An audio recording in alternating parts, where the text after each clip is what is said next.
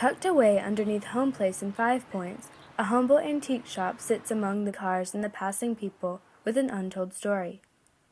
Within that humble antique shop sits a man with an untold story. But I really like to keep pretty active at things that I'm really interested in. In other words, not going to be fishing for the rest of my life or anything like that. Each day, Thompson opens the doors of Archipelago Antiques. He reads the New York Times and the Atlanta Journal-Constitution, and then goes about his daily task to maintain the 25-year-old shop.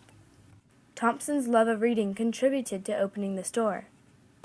I always enjoyed Dickens's The Old Curiosity Shop. I had an aim there to really fill the place up, not have people come in and see everything at a glance. I think you'll grant that isn't going to be possible here. Those who have never stopped to talk to him would never know that 25 years ago he recovered from a quintuple bypass surgery, as well as prostate cancer. I decided to fill my time by starting an antique store. Thompson had previously worked as a biology professor at UGA. In the checkout of Bell's grocery store, one of his friends from the English department confronted him, saying that he urges anyone his age to get a prostate-specific antigen test. Thompson took the test, and the results were not what he expected.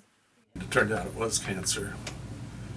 I went ahead immediately, even though I was in a class, and had my prostate removed. As he recovered, he found that the antique business would be a bigger part of his life than he thought. You have to worry about making a profit if possible, but I have to tell you that I lose money a little bit every year. But it's worth it. I mean, it's like a big entertainment. Thompson's curiosity as a child contributed to the inventory of Archipelago Antiques. I was interested in a neighbor kids having toy soldiers of the kind we call dime store soldiers. So they bought me $5 worth of dime store soldiers, which were 50 of those things. The inventory draws in a variety of people from all over Athens. Thompson saw it as a challenge to meet new people beyond his previous students. You know, when you retire from university, and I've had classes of 350, I kind of miss them a little bit. And sometimes those are people who come in here. They're sort of astounded to see me. People who were former students. Thompson's story can be passed down as the antiques in the shop are passed down through generations.